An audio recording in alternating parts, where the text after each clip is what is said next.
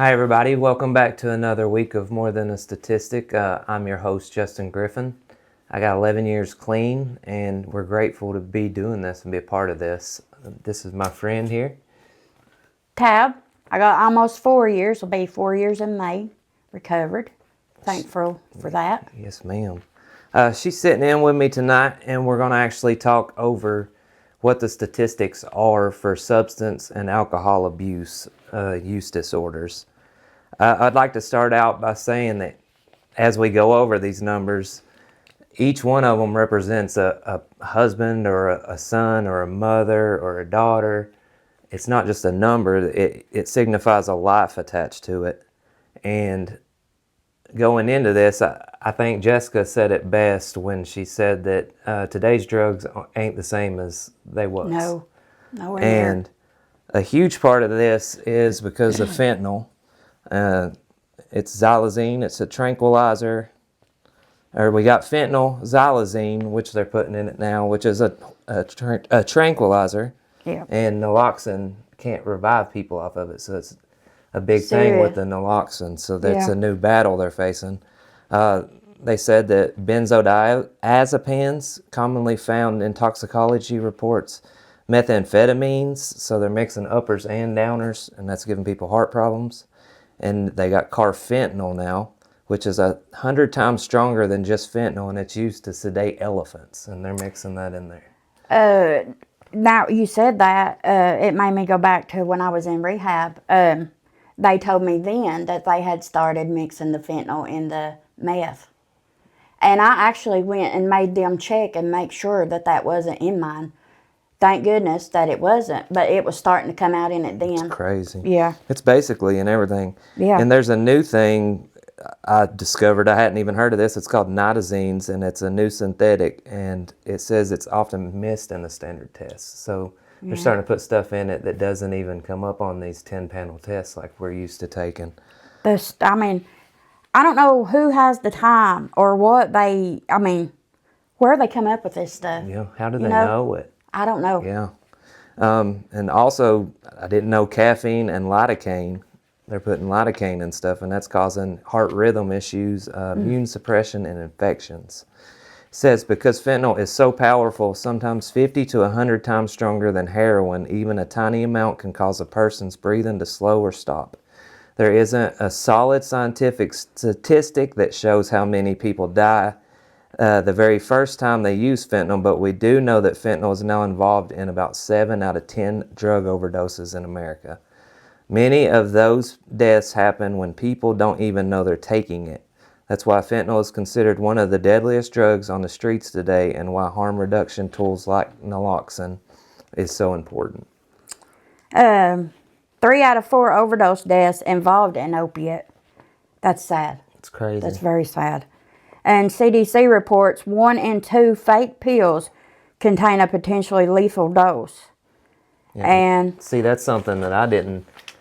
My drug of choice was the painkillers, and while I was in active addiction, that hadn't even started yet. There wasn't fake, like there was counterfeit ones. One time I got hit with one that was made out of concrete and got robbed. But are you serious? I never, fortunately for me,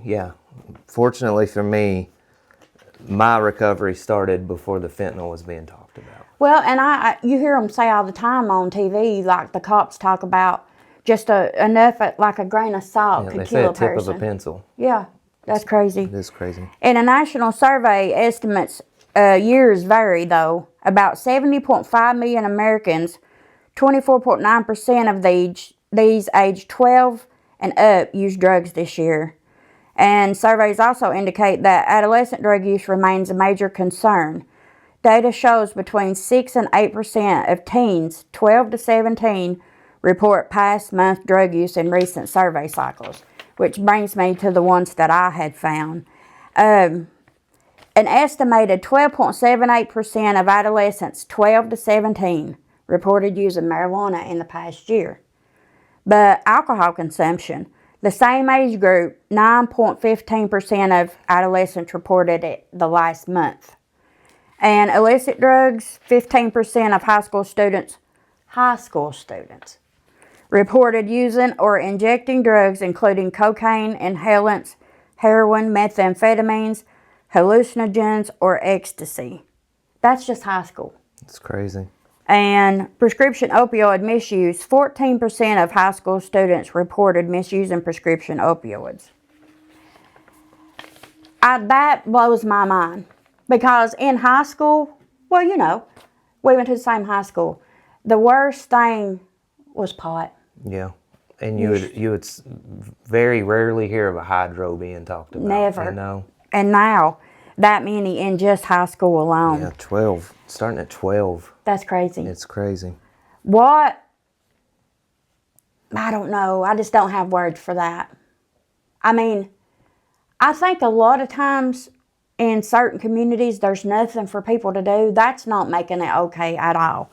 But if communities had stuff where kids could go and be a part of something, they wouldn't have as much time on their hands, and I don't think these numbers would be what they are. Yeah.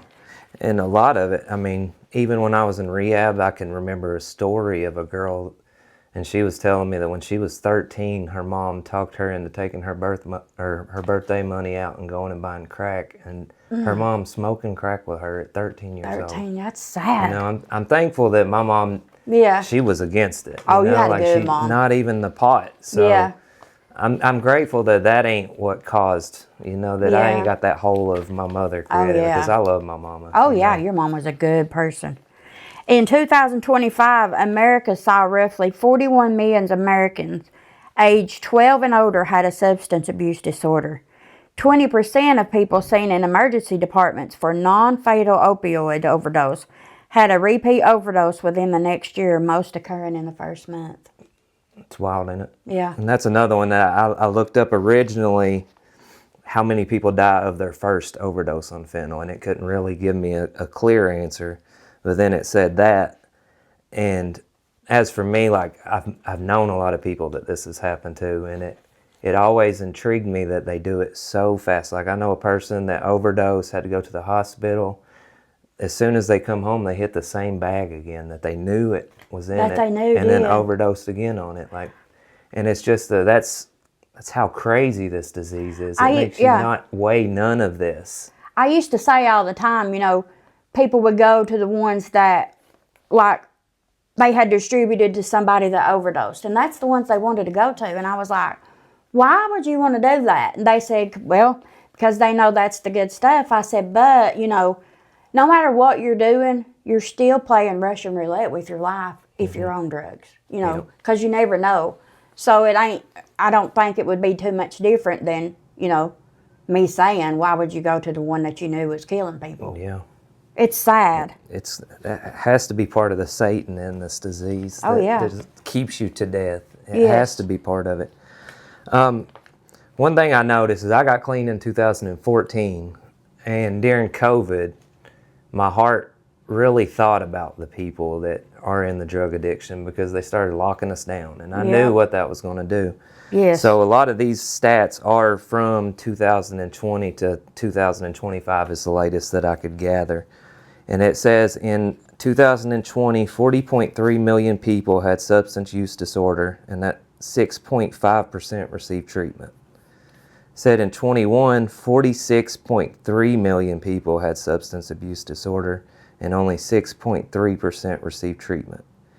The numbers, for some reason, it put 2022 and 23 together, and it put an average of 54 million people had substance use disorder. 23 to 24% received treatment. In 2024, it was 48.4 million, and 23% received treatment. And you notice that in them years, there was quite a jump in the people that seek treatment. So I looked into, was there laws passed? What happened during the lockdown that caused that? And a lot of what I come up with, it was that we were coming out of the lockdown in the 2022 period, many of which had developed the addiction during that time, if not worsened their addiction during that time. But also, during COVID, there was an increased public media putting out stuff, educating. So it says that public awareness started to grow. And it said also, interesting thing is it said families began to see addiction as more of a health problem rather than a moral failure. And I was like, interesting. And that has to be Yes. from the education going out, the more awareness. Another thing that led to it was where they did close down a lot of stuff, you started being able to do stuff over the phone. So telehealth really helped those. Yep. And then the expansion in insurance coverage and more diagnosis by healthcare professional providers. So more people are going to the hospital and getting diagnosed rather Yes. than just Same. how I did it. It's Yeah. like, hey, we got a problem, Yeah. So it's gone from a stigma really to people are starting to understand, like, Yes. it did start as a decision, but there's something wrong in my head that once that got started, I couldn't turn it off again. That's what I said when I went to rehab. And I mean, even it's just common sense, really. You cannot fix the drug problem if you can't fix the mental first. It goes hand in hand. Like, you literally cannot fix that unless you, because they'll just always go back to that. When, struggles come up or it's something they can't hardly deal with on their own, that's what I did whenever I was doing them. If situations come up that I didn't want to, too much for me, that's what I went to. But if you don't fix the mental, you just almost can't fix, the habit, the addiction. Yeah, it definitely starts with me. Yeah, it does. And you notice too right here, your numbers are so big, like 40.3 million people, and you got such a low percentage rate. Yeah. But then to see it jump up like that shows you there's hope. There's hope. We're learning. Yeah. And that's the thing. You got to be educated on that stuff. Between 2020 and 2025, roughly 558,000 people died to drug-related overdoses. Shoo, that's a big number. And in 2022 was an all-time high with 111,000 in that year alone. Gosh. Yeah.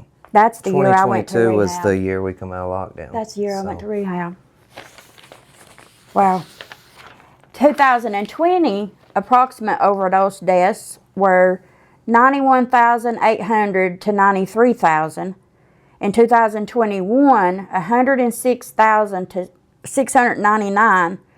2022 was 107,941. Significant rise during COVID, and it peaked at record levels. 2023, 105,007.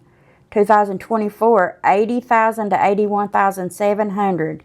Provisional, biggest one-year decline ever. 2025, 73,000. 12-month period ending August 25 provisional.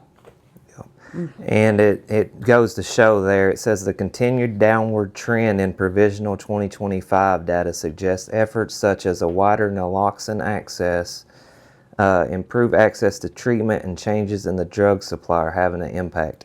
Even with the decline overdose deaths, they still remain higher than pre-pandemic numbers. Opioids, particularly synthetic fentanyl, continue to be the primary driver of overdose deaths. So let's talk about all this. Like you said you went in during 2025. Yeah, 2022 is when Or I went in 2022, May. I'm sorry. Right, 2022. May of 22. So 54 million people. Okay? You were the one that went into the 23%. You're one of 23%. Yeah. They say, I think I got it wrote down later in the show, about 4 out of 10 people who start treatment complete it. Yeah. So let's take that. You're 1% of 23%, and Aye. you completed it. So there's another. I'm the I started thinking about what's my percentage, and Yeah. I think that we're in a decibel of less than 1% because this is indicating deaths. Yeah. To whereas the lives that are coming out of this, that really get to see what recovery looks like Yes. is so much less than these numbers. Yes. Yeah, this is huge numbers, but the ones that we're getting back healthy is far worse. Yeah. It's far worse. Yeah. Okay. About 28 million Americans struggle with alcohol abuse disorder. Yeah. Alcohol use disorder continues to be more common than drug use. You think that's because it's legal? Accessibility. Yeah. I definitely believe so. And a lot of people, this is a catch-22 for them because I see alcohol as a drug. It's one Yeah. of it's one I of mean, the it most is. dangerous drugs to me. And that's because I've watched what it does to good people. Like, Yeah. I've seen drugs do things to good people, but I've watched the alcoholics, and I have to say that a life of a recovering alcoholic has to be harder than me because Yeah. I can't walk in the gas station and find my yeah. drug of choice, you know? Yep. And it's a constant battle. But as we go across these numbers, you're going to see like some of the numbers are worse than what the drugs are. Yeah. 1 in 15 drinkers develop AUD in their life. 775,000 youth, 12 to 17, had alcohol use disorder. Around 178,000 Americans die each year from excessive alcohol use. I know when I was in rehab, they would talk about that, alcohol. They said, we go through withdrawals and stuff, and, but not normally does it kill somebody going through withdrawals. But an alcoholic certainly has to have help to get off of that, or they'll start having seizures and stuff like that. And that happened. I'd never seen anybody have a seizure until I was in rehab, and he was probably, it's sad because he was about 75 years old, and you'd look at him and you'd never think, oh, never would it be this man. And he'd come in, and I'll never forget that I was like a greeter. When new people come in, I wanted to try to make them feel, because I knew how I felt when I got there, you know? And it took me a little bit to come out of that shell, and I realized I didn't want to be there like that. Yeah. None of these people want to be here, you know? Yep. We're all seeking the same thing, get better. So I was kind of like a welcoming person. And I'll never forget, I yelled at him, and he turned around. But when he turned around, he kept spinning. He didn't stop when he got to me. And I was like, what's going on? And he went to fall, and I caught him, and he just started shaking. And that's when I learned about the seriousness of it. Like, they have to be medically monitored because of that. You can literally swallow your tongue. That's what they told me. And what's crazy about that is I was the only one that was in there. So most of the women in there with me had been there prior. But most of them were back this time for alcohol because they got out. And, this is just my opinion. An addict can't think you can just go do something socially. If you're an addict, you have that type of behavior that you can't just go socialize with people and drink or whatever.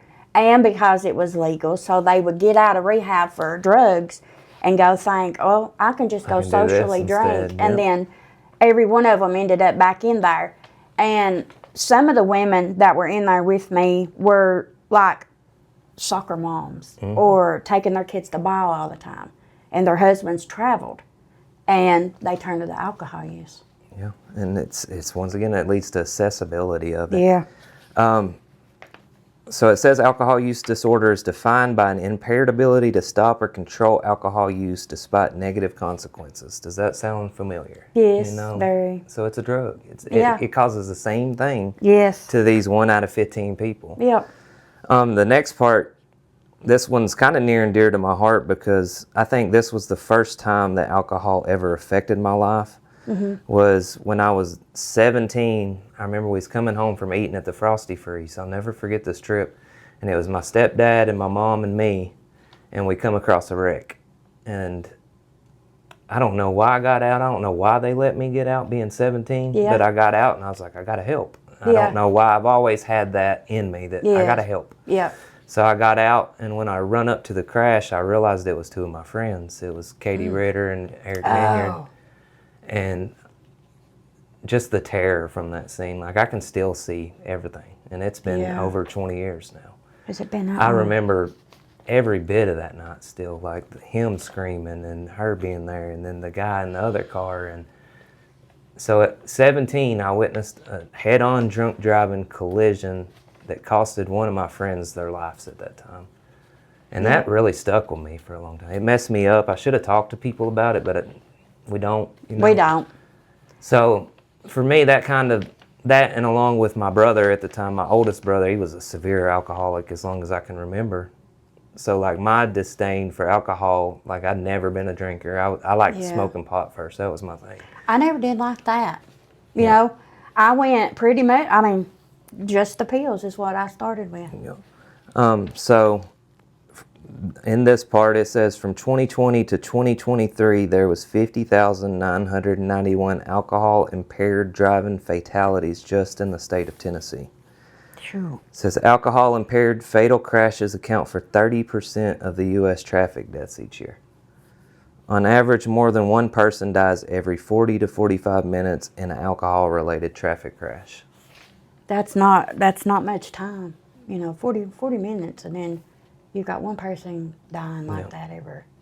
And the thing about it is, where this is also, to me, like I know another guy, for instance, one of the coolest, calmest, like you would have loved this guy had you known him. Yeah. One of the best people. And he got drunk, and he was driving on the wrong way on Pellissippi. Oh. You might have heard about this one. It made the news. He ended up hitting somebody, killing them. And then another car was coming down the road. That guy was high on ketamine and had a prostitute in the car. Hit the accident. One of them died. True. He's in jail right now. I'm pretty sure it's close to 30 years because of that. And it was the one bad decision, My brother-in-law always says we're one decision away from a totally different life. Well, he was my example of that happening in real life. I watched it. Yeah. I used to golf with the guy. He's so funny. His name was Timon. He just likes to make you laugh and worked hard, and it really made me sad to hear how it all played out. I think, addiction, I always say, and I've always said, and I will always say that it is good people that's just lost their way, or, like that, made one wrong decision. Just dealing, Yeah. trying to numb something else. But the good news, national surveys show alcohol use is at a historic low, with growing awareness of the risk, and young people choosing not to drink. That's great. Less than half of people who begin drug and alcohol addiction treatment usually complete 40 to 47%. Residential inpatient tend to have a higher completion rate, around 60 to 65%. Outpatient programs tend to be lower, closer to 45 to 50%.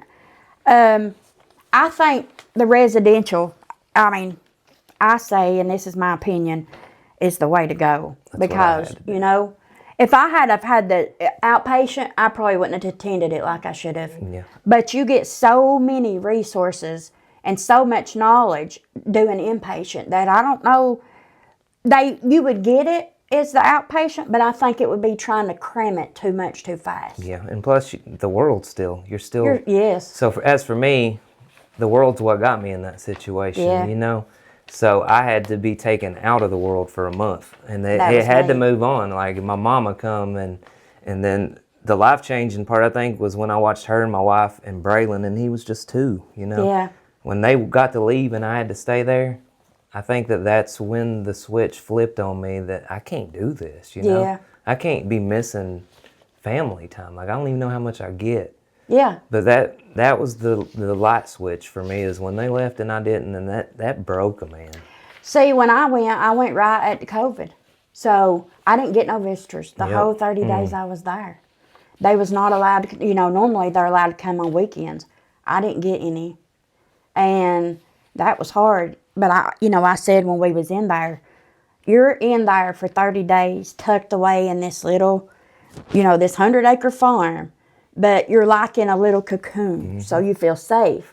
But the world's still going on around you. And when you get out, you've got to try to fit back in there in a good way. Yeah. You know what I mean? In a and completely that's hard. different way. Yeah. Yes. It says, while only about 4 out of 10 people who start addiction treatment complete it. It says the program completion is just one step. Many people continue on recovery, pass through community support, ongoing therapy, and spiritual growth. In fact, tens of millions of Americans say that they're in recovery or have recovered, showing that recovery isn't defined by a single program, but a lifelong journey of healing. Okay, so now so let's talk about what we can do about it. Millions of people struggle with substance use. Millions of families feel confused, scared, and overwhelmed. It's something that can be treated, and recovery is possible. And if someone is in danger right now, call 911 or take them to the nearest emergency room. If you are not in immediate danger but you don't know where to start, there's a safe first call. It is the SAMHSA National Hotline, 1-800-622-HELP or 1-800-662-4357. It's free, confidential, and available 24 hours for individuals and family members that can't find local treatment, and explain options and guide people to the next steps. You don't have to know what to say. Just tell them you need help for yourself or you're trying to help someone you love. And we're going to talk about what understanding the types of help. The detox helps the body safely come off substances, usually short-term medical supervision when needed. Inpatient residential treatment, you live at the facility for a period of time, best for severe addicts or an unstable environment, structure, therapy, and accountability. Outpatient treatment, you live at home and attend scheduled treatments, working well with their support and guidance. Faith-based recovery, therapy, peer support, spiritual group, often ongoing after formal treatment ends. Recovery is not a one door, it's a path. Yep. That's very true. And that's why I mention all these, and I say this one worked for me because that one's what worked for me. But Yeah. my wife went to outpatient. It's still stuck. She's got the same clean date as me. So Yep. it definitely ain't a one size fits all. You know, it's a levels. You got to weigh severity. You got to weigh Yep. desperation. How bad do you want it versus how bad someone else wants it for Yeah. you. Yeah. You know, there's a lot of things to get serious about. Beck told me, she said, if I had because they had a journey pier here in Knoxville. But she said, I knew if we had got you in something close to home, first time you got wouldn't mad stay. or whatever, you would have left. And that's very true. I probably would have. Yeah, and see, I was local, and I would be lying if I didn't say that didn't cross my Yeah. mind. I was in there voluntarily. I could have walked out. Yeah. So, if you are a family member or loved one, I want you to know that you didn't cause this addiction. You can't control the addiction, but you can support the recovery that happens. I recommend that you learn about addiction. It reduces fear and anger and set healthy boundaries. Encourage treatment without shame. Get support for yourself. 2, faith and hope. For those who believe and for those who aren't sure yet, God is not waiting for you to clean yourself up. He meets people in the middle of their mess asking for help. Doesn't mean that you lack faith. That often means faith is finally being activated. Yeah. Hey, there's a song, He Found Me in the Middle of My Mess. You know, Yeah. and that held so true. Yeah. One step is enough for today. You don't have to fix everything in a day. You know, we didn't create the mess in a day. Yeah. We can't fix Can't it fix all it in a day. But I will tell you that time allows that to happen as a person that's been there. Let's see. Decide the rest of your life. Be strong all at once. Just do one thing today. Make the call. Tell someone the truth. Ask for help tomorrow. Tomorrow can worry about tomorrow. If you're listening to this podcast when you don't know where to turn, please hear this. There's help, there's hope, and your story is not a limit. I'm living proof that a different life is possible, and so are millions of others. Great. Yes. And I'm just, We all are. yeah, I'm grateful. I'm grateful to be alive still. Yeah. Is what this taught me. Like, there's millions of chances that it could have been me, and somehow God's seen it fit to not let it be. I told somebody today, I said, a lot of people go to bed thinking they're going to wake up the next day, and they don't. You know?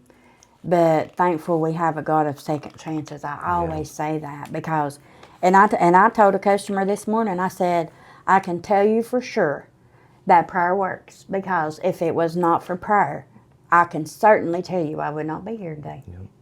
And as well, same for God is, you know why I believe in God's because He changed me. Yes. It wasn't nothing else.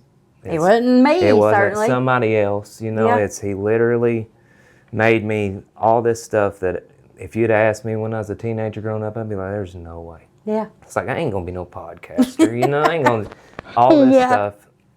That's what I said. When I was going through school, and you know how it was, we never got new students. It was always the same old people. And I had to do a senior project and had to get up in front of the class and, talk about that. And I thought my knees turned to jello. I thought, I went to school with these people for nearly 13 years, and I could not get up in front of them. Yep. But I asked God when I was in rehab to lay it out if He wanted me to be able to tell my story. And so far, and that's what I told you, I'll never turn down an opportunity. Yeah. That's why I want everybody to know there is hope for you. There is help. Just ask. We had to do a thing when I was in rehab where they blindfolded you. And you was in the middle of this forest, it felt like literally they would take us out in the middle and blindfold us and take us out. So they had a bunch of trees right there, and they would tie a rope to it, and you had to follow that rope.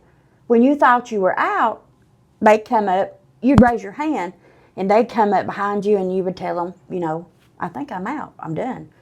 And they would be like, no. And I was getting so mad because I was like, yes, I can tell I'm at the end here. They'd take me plumb back to the end and make me start over. And all they was waiting on me. And I just finally, the last time I throwed up my hands and I said, well, I need help. And they said, that's all we was waiting on you to say, is I need help. And sometimes that's all it is, just ask for it. Yeah, and another thing that's just as hard as asking for it's accepting it when it's there to you. Yes. Stop being prideful. Yeah. There was a time I needed help, and I took the help, and the help changed my life, and you're worthy of it. Regardless, we're not the worst thing we've done anymore. You don't have to live in that, And with these numbers, it seems like some are getting better, but some are getting worse, but people are still dying, and I for one have lost enough. I never had to go through that. I'm glad I didn't. But everybody's life is important. Everybody matters.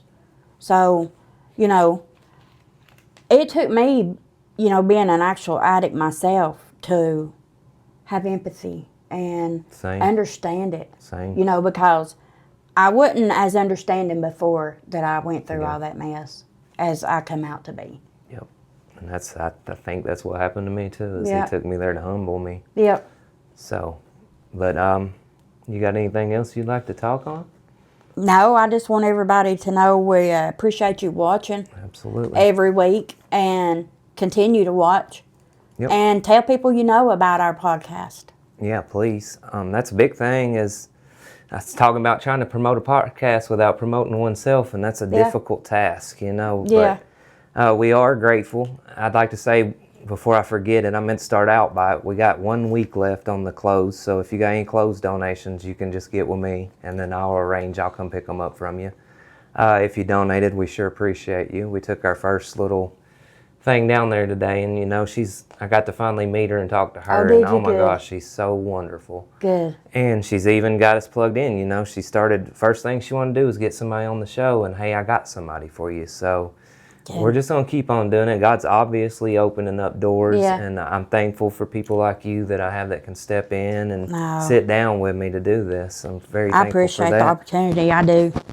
All right. I'll take it anytime. Yes, ma'am. Hope to see you guys back next week. We'll see what we got on the plate. Hopefully we can get a guest on, get a little story time. And hey, we just want everybody to know that we love you. We're praying for you. And reach out to us if you need something. Especially if you need prayer, messages, absolutely, anything. Just let us know. We'll be back with you next week. Looking forward to it.